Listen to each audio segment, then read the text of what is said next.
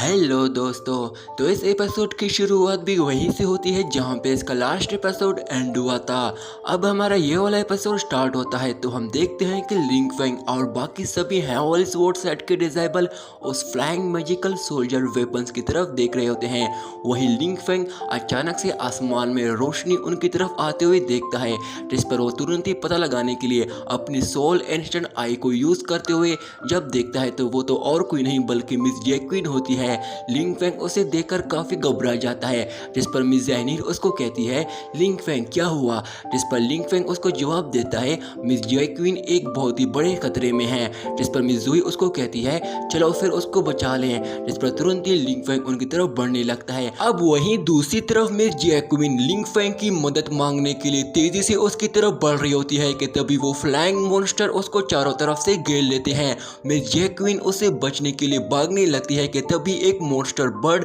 उस पर अटैक करके उसको बहुत ही जख्मी कर देता है, जिसकी वजह से मिस जैक्विन जख्मी होकर नीचे गिरने लगती है। अब जैसे वो दोबारा से उस पर अटैक करने वाले होते हैं कि तभी लिंग फेंग वहां आकर अपने 80,000 ऑफ स्वॉर्ड अटैक से उन सभी फ्लाइंग मॉन्स्टर बर्ड्स को डिस्ट्रॉय कर देता है और फिर तुरंत ही मिस जैक्विन को पकड़कर नीचे गिरने से बचा लेता है। अपने सामने लिंग फेंग को देखकर मिस जैक्विन काफी खुश हो जाती है, जिस पर लिंग फेंग उसको कहता है अब डरने की कोई बात नहीं, मैं आ गया हूँ, और फिर उसको अपने साथ लेकर अपने फ्लाइंग शिप पे ले जाता है। जिस पर मिस जुमालिंग उसको कहती है मिस जैक्विन क्या आप यहाँ अकेले आई हैं, जिस पर मिस जैक्विन उनको कहती है मैं यहाँ लिंग फेंग से मदद मांगने के लिए आई हूँ, मेरे लोग खतरे में हैं, वहाँ हम पर हमला हुआ है। ये सुनकर लिंग फेंग भी काफ़ी हैरान हो जाता है, जिस पर मिस जैक्विन उसको कहती है हम पर यूनिटियन सेट के डिसेबल ने अटैक कर दिया था, जिस पर लिंग फेंग उसको कहता है हम पर भी यूनिटियन सेट के डिसेबल ने एक फेरी फायर फिनिक्स लोटस के लिए अटैक कर दिया था।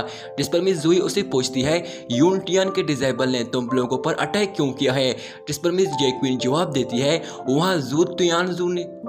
वहाँ पे जू टियानजू ने एनिशियंट मैजिकल हैंडबुक ट्रेजर को ढूंढा है। ये सुनकर लिंग फेंग हैरान होते हुए कहता है जू टियानजू, जिस पर मिस जैक्विन बताती है कि ये मैजिकल हैंडबुक उसको टियान बैटलफील्ड में पता चला था। यहाँ एक माउंटेन के एक गुफा में हमें वो मैजिकल हैंडबुक मिला था, इस वजह से वहाँ से भागने का कोई रास्ता भी नहीं था। जिस पर एक डिसेबल कहता है ये कैसे हो सकता है, यूनिटियन सेक्ट हम 7 सेक्ट में से सबसे बेहतरीन सेक्ट माना जाता है, वो इस तरह की खौफनाक फॉर्मेशन कैसे क्रिएट कर सकता है। जिस पर मिस जैक्विन उदास होते हुए कहती है मैं ये नहीं जानती, पर मास्टर लिंग फेंग प्लीज़ मेरे साथ चलो, मेरे छोटे भाई को जाके बचा लो। जिस पर लिंग फेंग उसको जवाब देता है कि मिस जैक्विन आप परेशान ना हो, मैं कुछ करता हूँ। असल में मैं यहाँ से उसकी एग्जैक्ट लोकेशन का पता नहीं लगा पा रहा हूँ क्योंकि जोटियान ने वहाँ एक बहुत बड़ी फॉर्मेशन क्रिएट की है। जिस पर मिस जैक्विन उसको आगे का रास्ता दिखाने लगती है कि जैसे जैसे मैं कह रही हूँ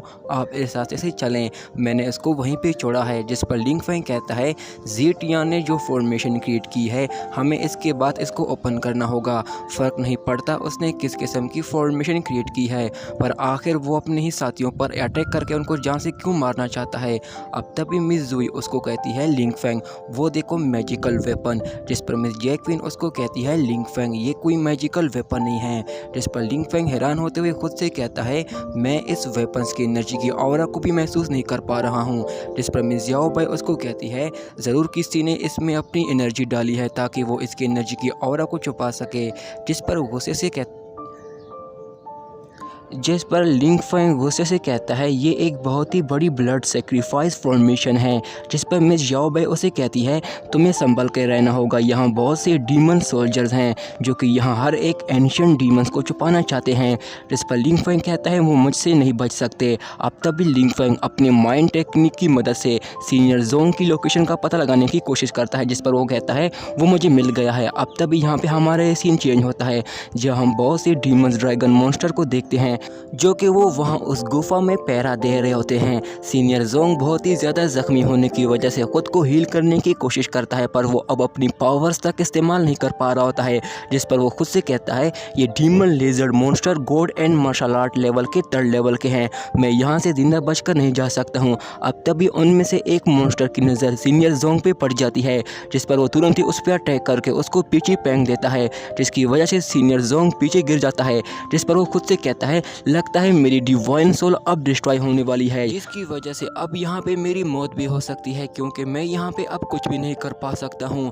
अब वो मॉन्स्टर धीरे धीरे उसकी तरफ बढ़ने लगता है, जिस पर सीनियर जोंग उसको डिफेंड करने के लिए रेडी होने की कोशिश करता है, पर वो बहुत ही ज़्यादा जख्मी होने की वजह से वो अपनी पावर्स भी इस्तेमाल नहीं कर पा रहा होता है, जिस पर वो कहता है आखिरकार मेरी बहन कहाँ रह गई। अब तभी वो मॉन्स्टर उस पर दोबारा से अटैक करने लगता है। सीनियर जोंग घबराते हुए उसकी तरफ देख रहा होता है कि तभी अचानक से एक आइस स्वॉर्ड वहाँ आकर उसको वहीं पे फ्रीज कर देती है और वो फ्रीज होकर गिर जाता है। ये देखकर सीनियर जोंग काफ़ी हैरान हो जाता है कि तभी हम वहाँ पे लिंग फेंग और बाकी सभी को उसकी तरफ आते हुए देखते हैं, जिसे देखकर सीनियर जोंग काफ़ी ज़्यादा खुश हो जाता है। जिस पर मिस जैक्विन उसके पास आते हुए उसे पूछती है भाई तुम ठीक तो हो ना, जिस पर सीनियर जोंग लिंग फेंग को उसकी मदद करने पर उसका शुक्रिया अदा करता है, जिस पर लिंग फेंग उसको कहता है इसकी कोई ज़रूरत नहीं है, तुम्हारा जख्म बहुत ही गहरा है, इसलिए तुम दोनों ही मेरे साथ चलो। जिस पर वो दोनों उठकर लिंग फेंग के साथ उस फ्लाइंग शिप में आगे बढ़ने लगते हैं, जहाँ हम देखते हैं कि सीनियर जोंग पूरी तरह ठीक हो गया होता है और जैसे ही अपनी आंखें खोलता है उसके सामने लिंग फेंग खड़ा होता है,